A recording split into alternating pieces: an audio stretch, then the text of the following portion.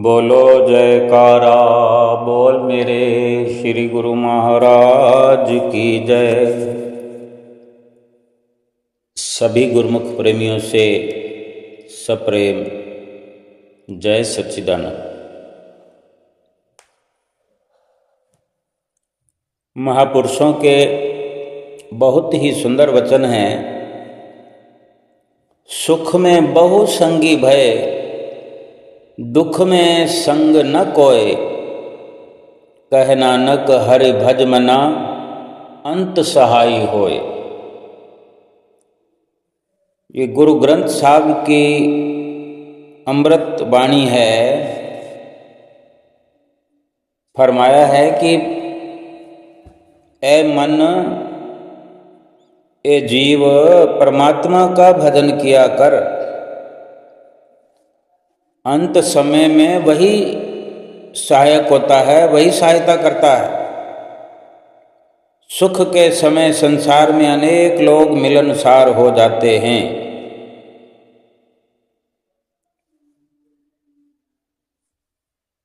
सुख में आन मिलत बहु तेरे,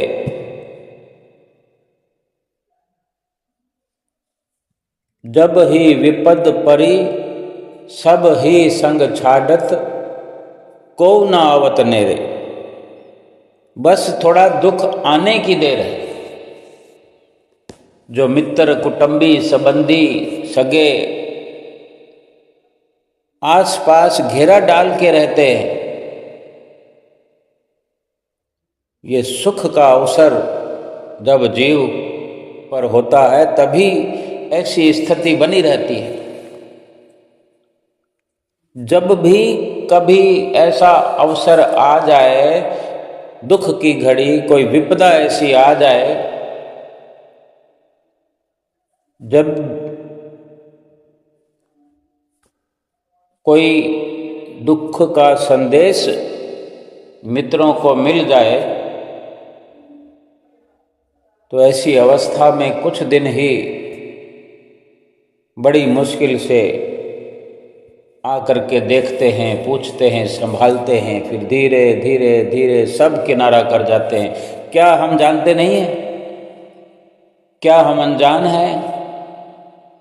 कोई भी संसार का इंसान इस बात से अनजान नहीं है। दुख की अवस्था में भी अगर धन पास में है, सुख देने के लिए कुछ सुविधाएं हमारे पास में हैं कि हम किसी की परिस्थिति को पूरा कर सकते हैं, किसी की मदद कर सकते हैं। भाव तो यही हुआ कि सब के सब मतलब के साथी हुए। जब किसी को लगता है कि अब तो ये दोस्ती, ये मित्रता, ये संबंध दुखी करने वाला हो गया है, बोझिल अपने आप को महसूस करते हैं कि ये तो बोझ है, इनके पास आना, इनसे मिलना, इनसे बात करना, बोझ जब लगने लग जाता है, धीरे धीरे करके सब साथ छोड़ देते हैं। विपद परी सब ही संग छाड़त, को न आवत नेरे। सुख में साथ मिलत बहु घेरे। सुख में तो घेरे रहते हैं। महापुरुष यही समझाना चाहते हैं कि एक नाम का सुमरन है, एक प्रभु का, हरि का भजन है, जो जीवन भर भी साथ में हमारे रहता है, साथ देता है, छोड़ के नहीं जाता, अंत समय भी हमारे साथ में होता, हमें घबराने की ज़रूरत नहीं होती, हमें कमज़ोर नहीं होने देता। और दुनिया से जीवात्मा जब शरीर छोड़ जाती है तो आत्मा को परमात्मा के पास सकुशल पहुंचा देता है। ये प्रभु नाम है, ये हरि नाम है, जिसका सुमरन के लिए सुमरण करने के लिए बार बार संत महापुरुष हिदायत करते हैं, समझाते हैं, क्योंकि वे जानते हैं केवल एक नाम ही है। कलयुग केवल नाम आधारा, सिमर सिमर होए भव पारा।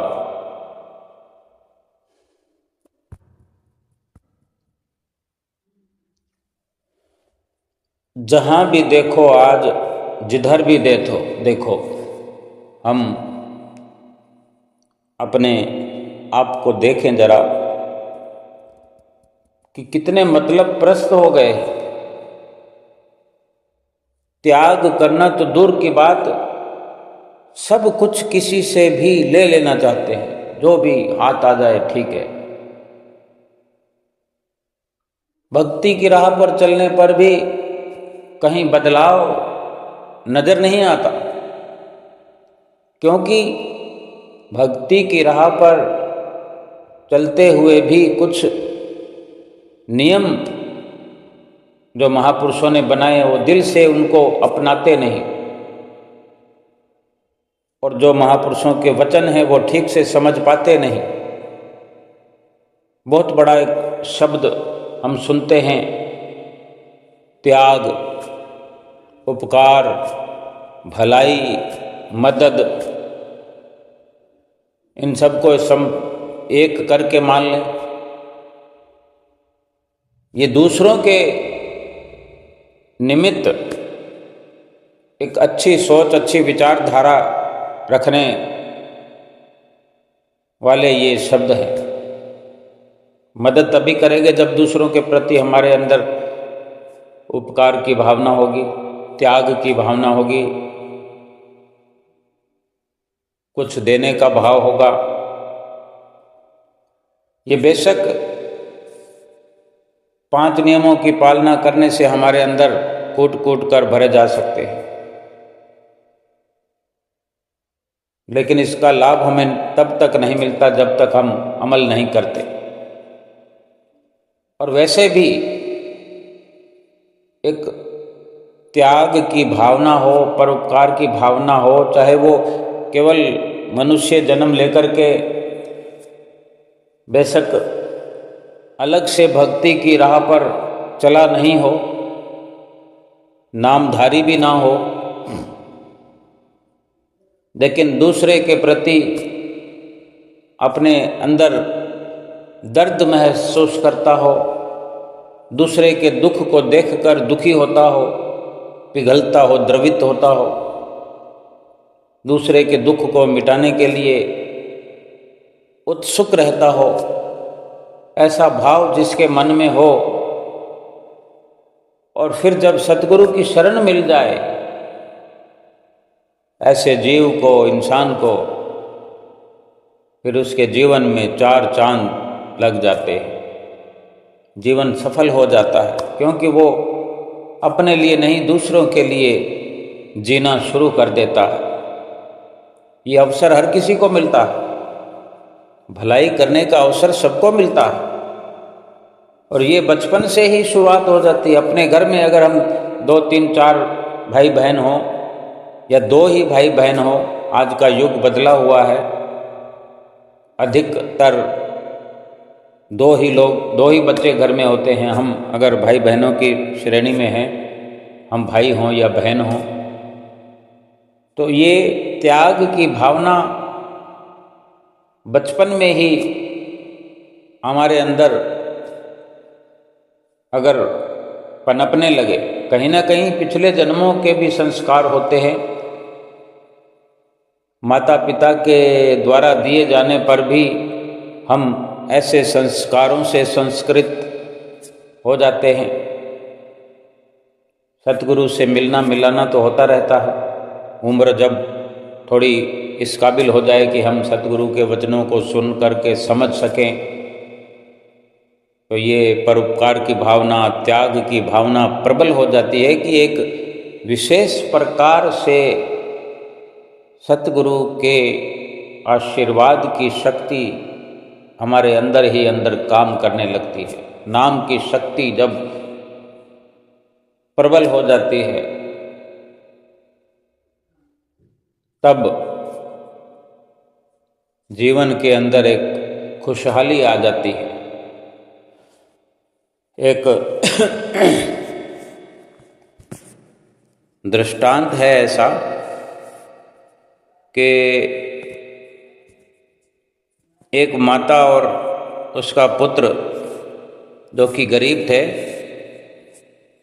गरीब माँ और बेटा अपनी गरीबी से दुखी थे, बड़े गरीब थे। तो एक दिन माँ ने अपने बेटे से कहा, बेटा यहाँ से बहुत दूर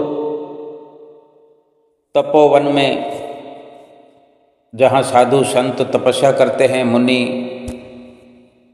सिद्ध पुरुष महाज्ञानी, वहाँ के लिए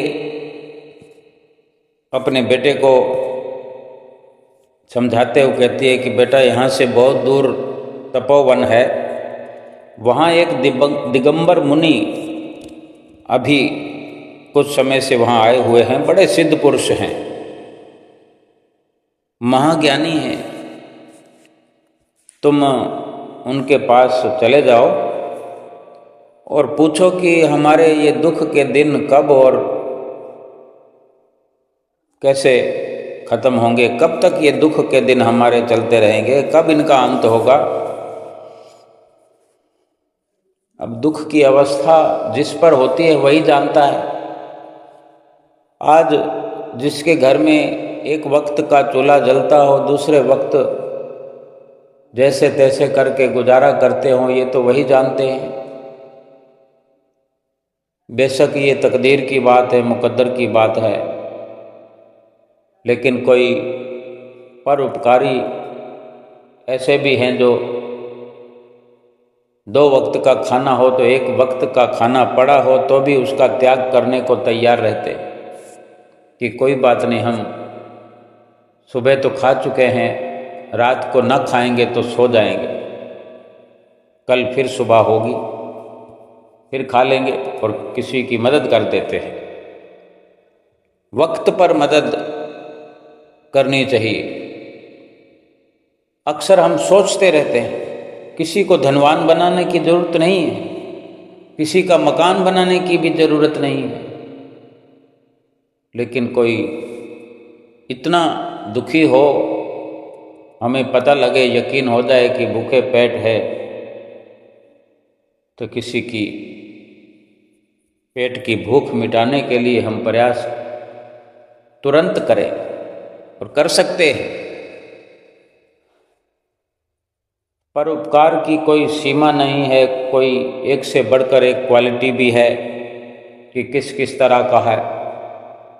हमें तो सतगुरु की शरण मिली है, जो कुछ न समझ में आए तो सतगुरु के चरणों में हम स्वयं समर्पित हो जाएं, अपने आप का, अपने विचारों का, अपनी मति का त्याग कर दें, सतगुरु को सौंप दें, फिर वो जाने उनका काम। फिर तो हमें कुछ सोचने की भी जरूरत नहीं है, फिर हम पर कुछ भी लागू नहीं है। वक्त से पहले ही फिर आने वाले दुख को हमारे सतगुरु निवारण कर देते हैं, ऐसी युक्ति हमें बताते हैं, ऐसी हमें प्रेरणा देते हैं, और ये तभी हम समझ पाते हैं जब सतगुरु के वचनों पर अमल करते हैं। ये दृष्टांत जो हम सुन रहे हैं कि माँ अपने बेटे से कहती है कि जाओ वहाँ जहाँ दिगंबर मुनि जो कि सिद्ध पुरुष हैं, उनसे पूछ कर आओ। तो बेटा घर से चल पड़ा। बहुत पुराने समय की बात है, तब यातायात की कोई सुविधा नहीं होती थी, ना सड़कें होती थी, ना इतनी आबादी होती थी, पैदल यात्रा करनी होती थी, जंगल के रास्ते होते थे। तो पैदल यात्रा कर रहा है चलते चलते जब सांझ हो गई, अंधेरा हो गया, तो एक गांव में से जब सफ़र कर रहा था तो सांझ होने पर किसी के घर में रात्रि विश्राम करने के लिए रुक गया। अंधेरे में रात को कहाँ जाएगा, और थकान भी होती है, नींद भी करनी होती है, आराम करना होता है। जहाँ वो रुका है, और इतना भाव भी उस वक़्त लोगों में होता था, ऐसा सुंदर विचार होता था कि ऐसे पैदल यात्रा करने वाले अनेक जीव बुद्धि कहीं भी किसी के घर में शरण ले लेते थे, रात काट लेते थे और सुबह सफ़र में फिर शुरू हो जाते थे। तो वो संपन्न परिवार था जहाँ वो रात्रि विश्राम के लिए रुका है, रुक गया। जो कुछ उसे सुविधा में मिला खाने को, जैसे तैसे करके रात उसने आराम से काटी। तो सुबह जब वो जाने को तैयार हुआ तो उस घर की सेठानी ने पूछा, बेटा तुम कहाँ जा रहे हो? तो उस लड़के ने अपनी यात्रा का कारण सेठानी को भी बता दिया कि मैं फलां किसी मुनिवर के पास जा रहा हूँ। तो सेठानी कहती है, भाई अगर तुम जा ही रहे हो तो यहीं से वापस आओगे, जिस रास्ते जा रहे हो इसी रास्ते से ही तुम्हें वापस लौटना है। तो अपना सवाल अगर पूछने जा रहे हो तो एक सवाल मेरा भी पूछ लेना। ये पूछना कि मेरी एक बेटी है इकलौती, एक ही बेटी है और वो गूंगी है, बोलती नहीं है, कब तक बोलेगी और कब इसका विवाह होगा? ये सवाल तो दो है, लेकिन इसको एक ही सवाल बना दिया उसने कि कब तक बोलेगी और कब विवाह होगा। उसने कहा ठीक है, इतना तो अधिकार बनता ही है कि वो जब जा ही रहा है तो एक सवाल पूछ लेगा। उसके मन में तो भाव है कि हाँ, जहाँ मेरा जवाब मुझे मिलेगा तो सेठानी का भी जवाब मिल जाएगा, और मुझे क्या फ़र्क पड़ता है, मुझे वापस लौटना है, बता दूंगा। तो चल पड़ा। अब रास्ते में फिर कहीं सांझ हो गई, बहुत दूर का सफ़र था तो कई कई दिन लग जाते थे पैदल चलने में। तो एक और जगह कोई संत की कुटिया थी, वहाँ पर उसने अपना डेरा डाला। रात्रि विश्राम के बाद वो जब सुबह चलने लगा तो कुटिया में जो संत रहते थे, अब संत ने पूछा कि भाई तुम कहाँ जा रहे हो? रात को तो जैसे आता है कोई बंदा सो जाता है, इतनी बात नहीं होती। सुबह जब वो जाने लगा तो संत जी ने पूछा, भाई तुम कहाँ जाते हो? तो उनको भी अपनी यात्रा का कारण बता दिया कि मैं किस लिए और कहाँ जा रहा हूँ। तो संत भी कहते हैं, भाई मेरी भी एक समस्या है, पूछ लेना। संत भी छोटे बड़े होते हैं, एक से बढ़कर एक होते हैं, पूछना पूछना चलता रहता है। जिसकी समस्या हो कोई अपने से बड़े से पूछे तो समाधान हो जाता है।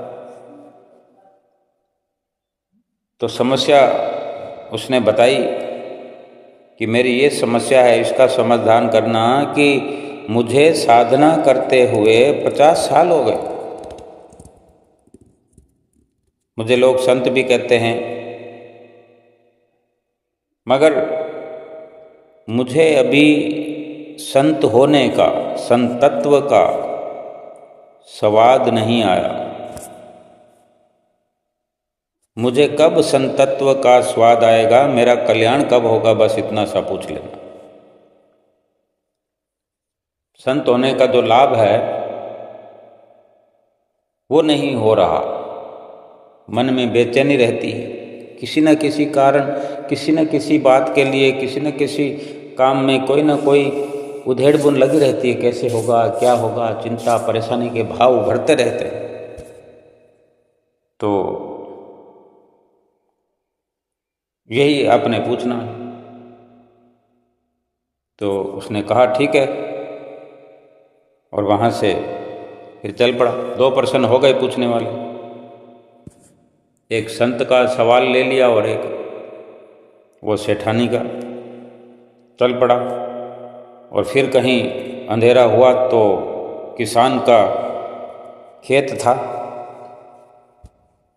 खेत में वो अपना जो कोई रहने का ठिकाना बनाया होता है वहीं वो रुका है इस बार। तो सोने से पहले ही किसान और उस व्यक्ति की कुछ बातचीत होने लगी, और इस चर्चा के दौरान किसान ने उससे कहा, भाई तुम जा रहे हो तो मेरे लिए भी एक समाधान पूछ लेना। मेरे खेत में ना एक बहुत बड़ा पेड़ है, खेत के बीचों बीच, और बहुत बड़ा पेड़ होता है तो उसकी जड़ें जो है बहुत दूर दूर तक फैली होती है। तो किसान कहता है, मैं बहुत मेहनत करता हूँ लेकिन उस बड़े वृक्ष के आस पास दूर दूर तक कोई दूसरा वृक्ष, कोई पेड़ पौधा लगता ही नहीं है। कोई फल का पौधा लगा दो, कोई सब्जी का पौधा लगा दो, तो दूर दूर तक इसका कोई लाभ नहीं होता। मेरी मेहनत विफल होती है, पता नहीं क्या कारण। तो आप जा रहे हो तो मुनिवर से मेरा समस्या का समाधान पूछ लेना। अब उस व्यक्ति ने, युवक ने, उस लड़के ने सिर हिला दिया कि ठीक है। रात को सो गए और सुबह अपना चल पड़ा।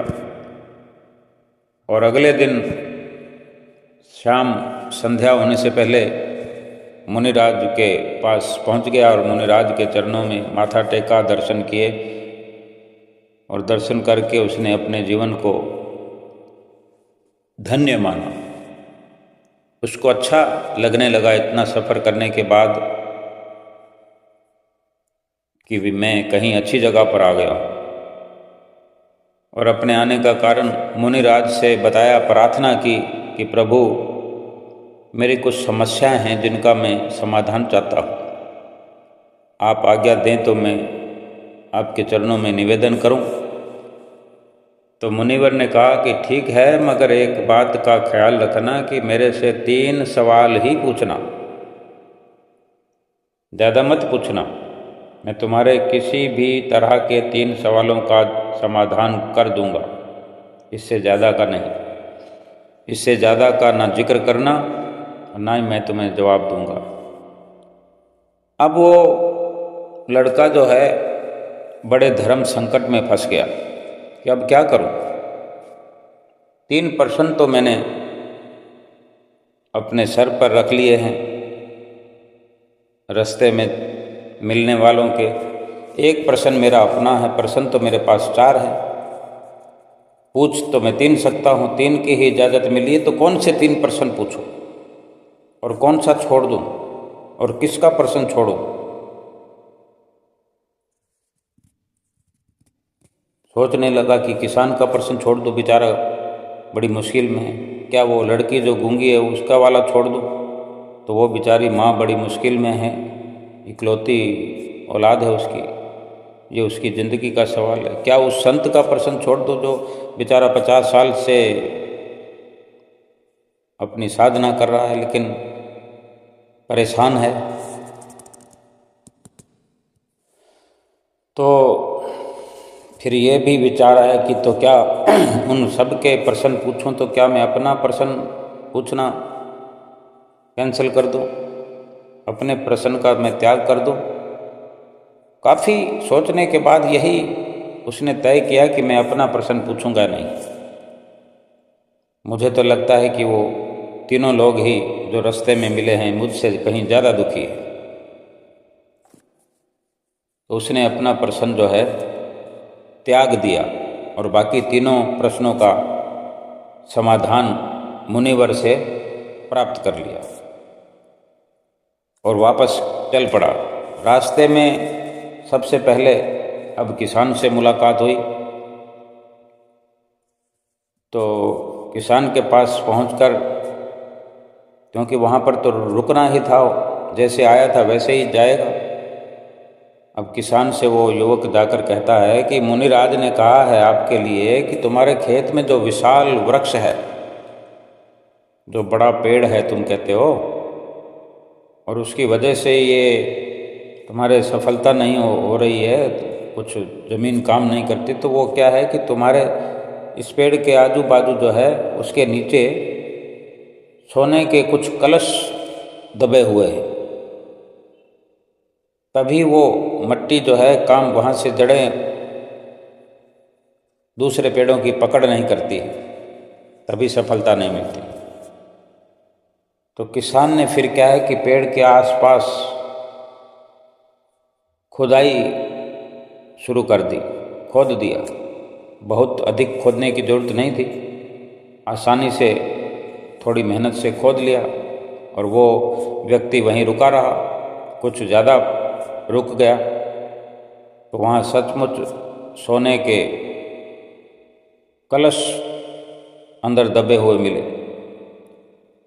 तो किसान कहता है बेटा, ये धन संपदा तो तेरे कारण से मिली है, हमें तो पता नहीं, हम तो ऐसा, मैं तो इसकी खुदाई करता नहीं, मुझे पता ही नहीं है।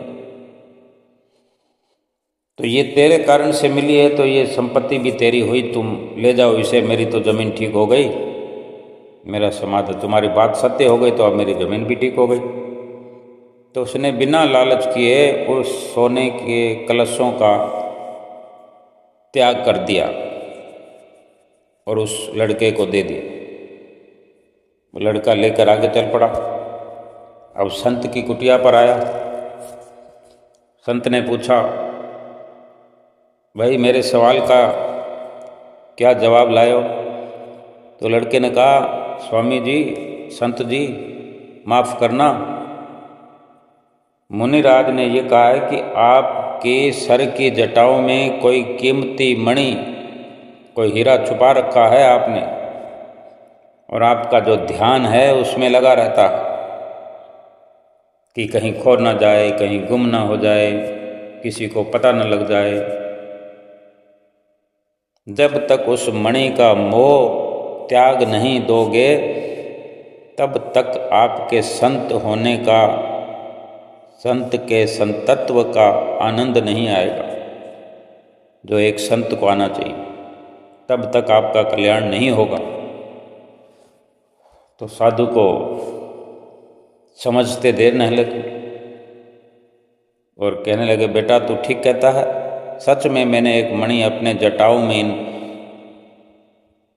बालों में छिपा रखी है, और मुझे हर वक्त इसके खो जाने का, चोरी हो जाने का भय बने रहता, ध्यान मेरा इसी में लगा रहता है। और भजन सुमरण में फिर ध्यान लगे कैसे? अब ये मणि तू ले जा। और वो साधु ने वो मणि उसको दे दी। उसके समझ में आ गई कि ये मेरे किस काम की। तो दोनों से इनाम मिल गया। वो युवक जो है आगे चल पड़ा। अब सेठानी का नंबर था, सेठानी का घर आ गया। जब आवाज़ लगाई तो सेठानी दौड़ी दौड़ी आई और पूछती है, बेटा पहले बता मुनिराज ने क्या कहा? तो वो लड़का कहता है कि माँ जी, मुनिवर ने कहा है कि तुम्हारी बेटी जो कि बोलती नहीं है, और इसकी शादी की जो बात तुमने पूछी थी, वो मुनिवर ने कहा है कि जिसको देखकर ये बोल पड़े वही इसका पति होगा, उसी से इसका विवाह हो जाएगा। कभी भी ऐसा वक्त आएगा। ये दो बातों का एक ही प्रश्न और एक ही प्रकार का जवाब एक साथ दे दिया। अब ये बात वो कर रहे हैं सेठानी और युवक, उनकी बात चल रही है और इतने में लड़की क्या आवाज़ सुनकर अंदर से बाहर आ गई, कमरे से बाहर आई और उस लड़के को देखते ही एकदम से बोल पड़ी, आवाज़ निकल आई उससे। और सेठानी ने देखा कि चमत्कार हो गया ये तो। वो कहती है बेटा आज से तू इसका पति हुआ। मुनिराज की वाणी सच हुई, उसने अपनी बेटी का विवाह उस युवक से कर दिया। अब वो युवक, वो मणि, वो लड़की और धन जो सरफियाँ सोने की थी, सब कुछ एक साथ लेकर, कुछ सामान उसने उठाया, कुछ उसने उठाया और अपने घर चल पड़े। घर आ गया, बेटे को आया देख, माँ पूछती है बेटा तू आ गया? क्या है मुनिवर का जवाब, कब हमें दुखों से मुक्ति मिलेगी, कब हमारी गरीबी मिटेगी? तो बेटे ने कहा माँ मुक्ति तो मिलेगी नहीं, मुक्ति मिल गई। मुनिराज के दर्शन करके ही मैं तो धन हो गया था। उनके तो दर्शन मात्र से ही जीवन के दुख, पीड़ाएं और दर्द गुम हो जाते हैं, मिट जाते हैं। तो माँ पूछती है कि मुनिराज ने हमारी समस्याओं का समाधान कर दिया क्या? बता तो सही क्या हुआ? बेटे ने कहा हाँ माँ, मैंने तो अपनी समस्याएं उनसे पूछी ही नहीं और समाधान हो गया। तो माँ पूछती है वो कैसे? तो बेटे ने कहा माँ, मैंने सबकी समस्याओं को अपनी समस्या समझ लिया, तो मेरी समस्या का समाधान तो अपने आप ही हो गया। और सारी बात माँ को बताई कि देखो माँ, मैंने उसकी समस्या तीनों समस्या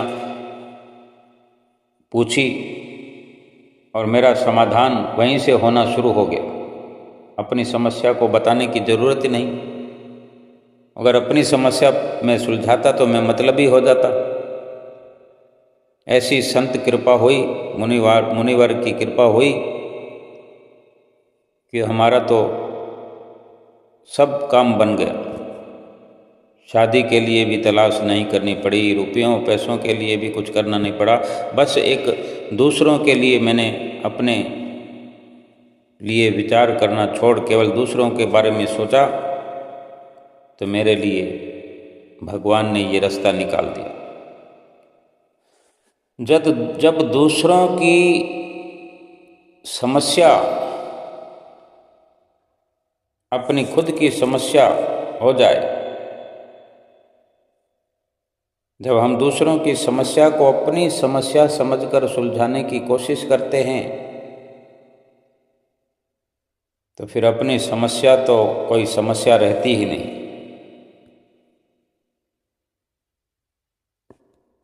भाव कहने का यही है कि अधिकतर हम अपने लिए विचार करते हैं, रात दिन अपनी मतलब परस्ती के लिए सोचते रहते हैं, कुछ न कुछ मिल जाए, कुछ न कुछ मिलता रहे। हर इंसान सोचता है, अपने लिए सोचता है, फिर अपने बच्चों के लिए सोचता है, बच्चों के बच्चों के लिए सोचता है। अधिकतर यही सोचते हैं हम कि ज़्यादा से ज़्यादा धन इकट्ठा कर लें, और ज़्यादा से ज़्यादा धन पाने की इच्छा में, ज़्यादा इकट्ठा करने की इच्छा में अनेकों गुनाह कर देते हैं। बहुत सा उपकार की बजाय अपकार कर देते हैं, भलाई की जगह बुराई हो जाती है हमसे। हम ये सोचते हैं कि ज़्यादा धन होगा तो हम सुखी होंगे, ज़्यादा धन होगा तो हमारे बच्चे सुखी होंगे, हमारा परिवार सुखी होगा, ज़्यादा संसाधन होंगे हमारे घर तो हम सुखपूर्वक रह पाएंगे। लेकिन कभी ये नहीं विचारते कि कितना भी धन होने पर भी दुख जो हमारे कर्मों का है वो तो हमको भोगना ही पड़ता है। हमारे जीवन में जितने भी दुख आते हैं वो गरीबी की वजह से नहीं आते, या हम अमीर हों तो दुख भोगना नहीं पड़ेगा, ऐसा नहीं हो सकता। हम ये सोचते रहें कि हम अपने बच्चों के लिए ये करें वो करें, कितनी कोशिशें और प्रयास आज हम अपने बच्चों के लिए कर रहे हैं,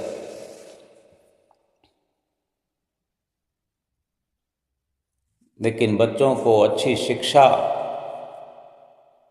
हम नहीं दे पाते, क्योंकि हमारे पास जो होता है हम वही देते हैं। जैसी शिक्षा हमने हासिल की होती है, जैसे संस्कार हमारे पास होंगे वही तो हम उन्हें देंगे। उनको अधिक से अधिक धन देना चाहते हैं, बड़े से बड़ा बंगला कोठी देना चाहते हैं, कोई बड़े से बड़ा व्यापार जमा करके देना चाहते हैं। उनकी जिंदगी के बारे में, उनकी आने वाली अगली पीढ़ी के बारे में पूरा ध्यान से मगन होकर के सोचते हैं, प्रयास करते हैं, मेहनत करते हैं, अपने आप को मिटा देते हैं। लेकिन कभी ये नहीं सोचा, ये नहीं सोचते कि अगर उन्हें संस्कार अच्छे दिए जाएं तो सुख दुख तो कर्मों से, संस्कारों से, अच्छे विचारों से, परोपकारों से आते हैं। कब किस वक़्त अवसर मिल जाए, जब कोई रूह, कोई आत्मा सतगुरु के साथ सचखंड में जाती है तो जो बीच के मंडलों की रूहें हैं वो कह उठती हैं कि काश हमें भी ऐसा अवसर मिला होता तो हम भी सचखंड में पहुंच जाते। यानी हमें जो सतगुरु की शरण मिली है, पूर्ण सतगुरु की शरण मिली है, पूर्ण सतगुरु की शरण मिल जाने का सीधा सीधा भाव यही है कि सचखंड में जाने की हमें टिकट मिल गई है।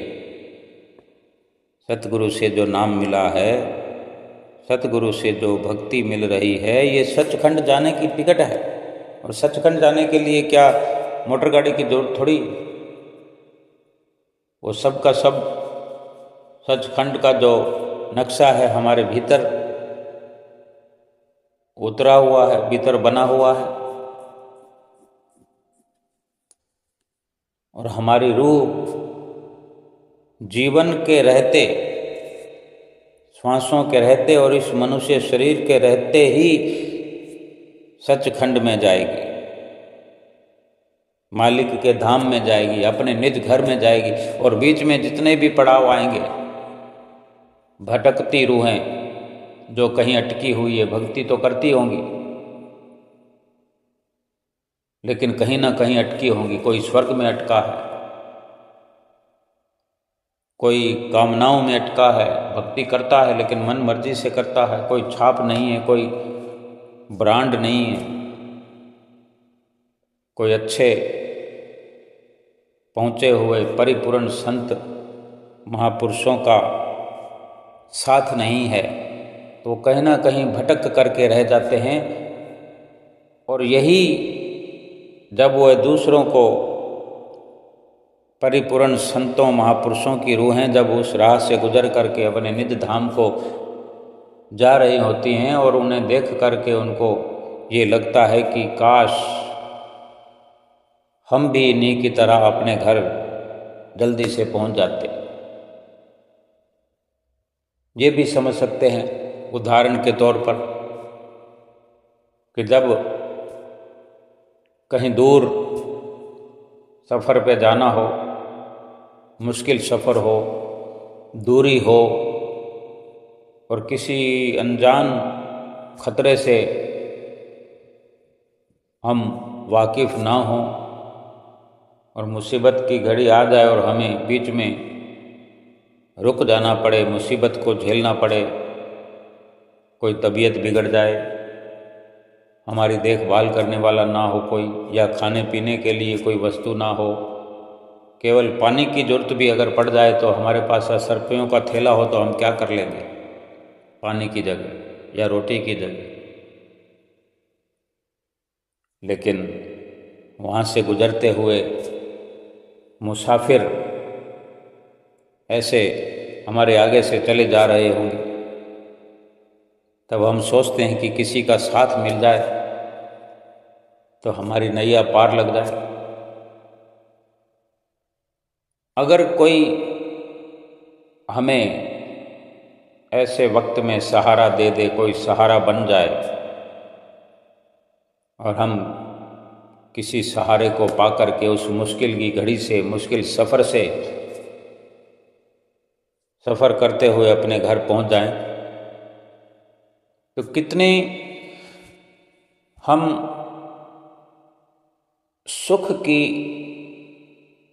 सांस लेते हैं, कितने आनंद की अनुभूति होती है।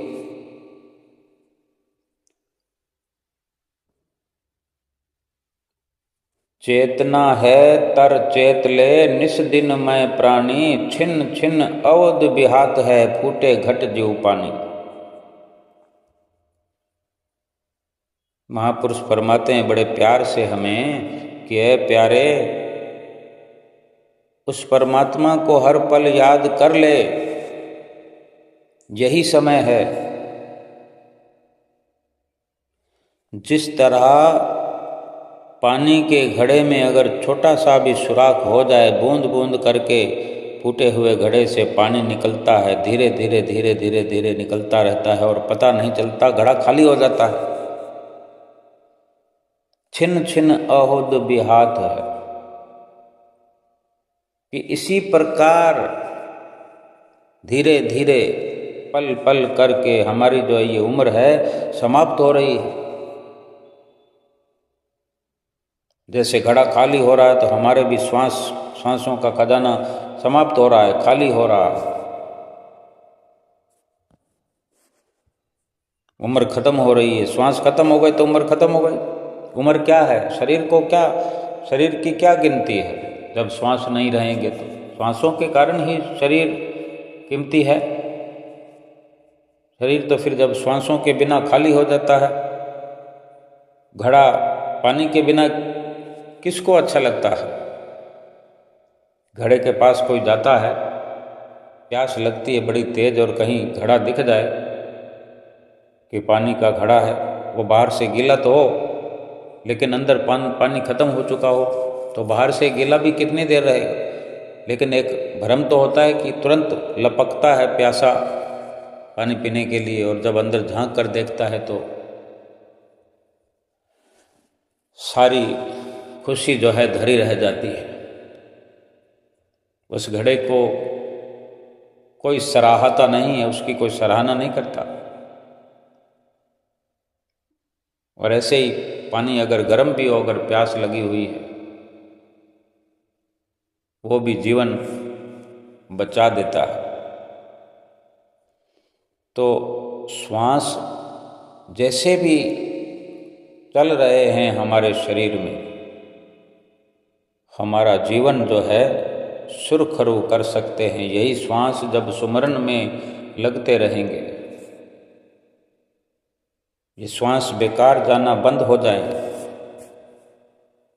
महापुरुष फरमाते हैं, ऐ मन छोड़ व्यर्थ की चिंता,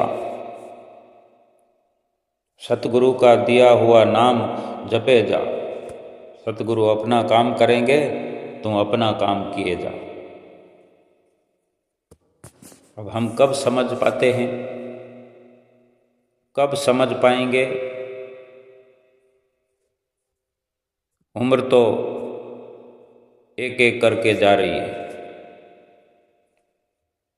और हमारा शरीर जिस घड़े के समान है, घड़े में जो श्वास हैं ये पानी के समान है, और ये श्वास भी अगर सुमरन में नहीं लगते हैं तो ये श्वास भी फिर किसी काम के नहीं। अगर पानी भी घड़े में हो और पीने के काबिल ना हो, कीटाणुओं वाला हो, कीड़े मकोड़े वाला हो, वो पानी होकर भी तो प्यास बुझा नहीं सकता। कौन पिएगा उसको? वो पिएगा तो भी मरेगा और नहीं पिएगा तो भी मरेगा। इसलिए सुमरन के बिना इंसान का वजूद है ही नहीं। बेशक मनुष्य जन्म मिला कि न मिला एक बराबर है। सतगुरु की शरण मिल गई, सतगुरु से नाम मिल गया, भगवान ने इतनी सुंदर जिंदगी दे दी, और ऐसी सुंदर जिंदगी में अगर हम बंदगी नहीं करते हैं, सुमरन नहीं करते हैं, सुमरन के बिना हमारा अस्तित्व कुछ भी नहीं। जैसे जन्म लिया कि ना लिया एक समान।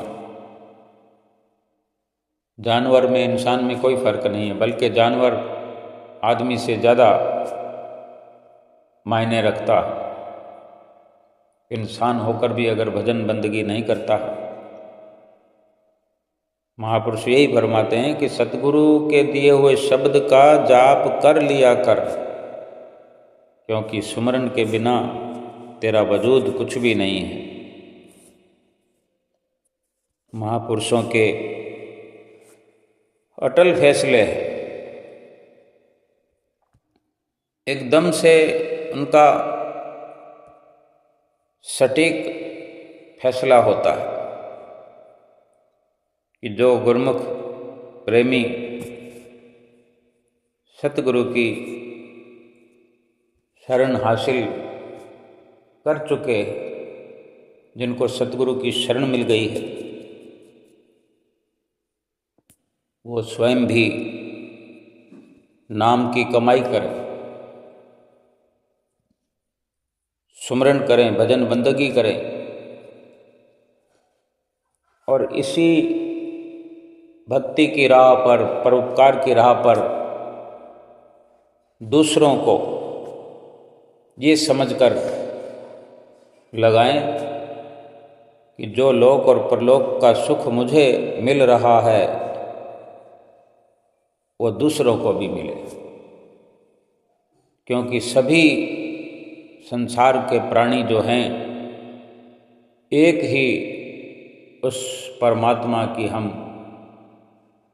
अंश हैं, उस परमात्मा की अंश हैं।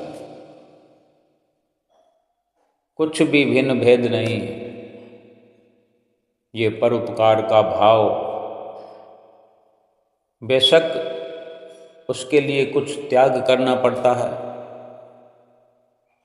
कुछ शरीर को तपाना पड़ता है, किसी के लिए संघर्ष करना पड़ता है,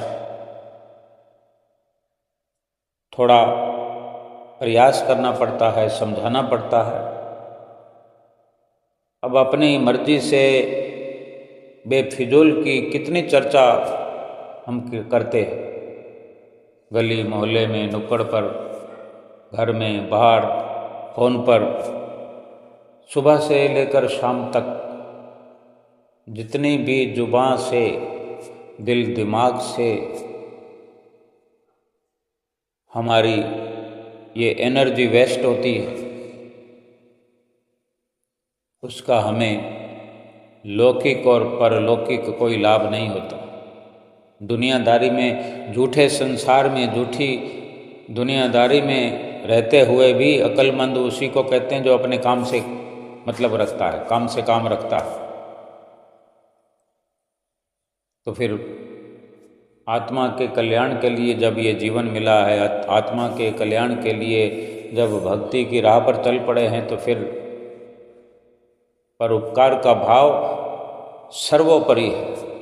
पहली प्राथमिकता हमारी होनी चाहिए कि जो सुख भजन भक्ति का, नाम की कमाई का, सतगुरु की सेवकाई का, सतगुरु की संगत का, उनकी शरण का जो हमें मिल रहा है वो सबको मिले जो हमारे संपर्क में आए, और हम भी ऐसे महापुरुषों की संगत ही हर वक्त करते रहे।